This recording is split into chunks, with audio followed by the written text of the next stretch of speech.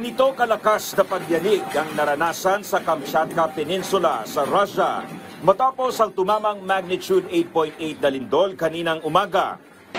Apektado ang ilang gusali, tindahan, sasakyan at maging mga ospital. Ayon sa United States Geological Survey, isa ang pagyanig sa 10 pinakamalakas na lindol na tumama sa Russia na nagdulot ng tsunami alert sa ilang bahagi ng Pasipiko maging sa Hawaii at Japan.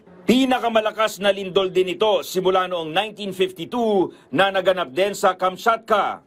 Ilang individual naman ang nasugatan dahil sa pagyanig, gayunman walang napaulat na malalang nasaktan.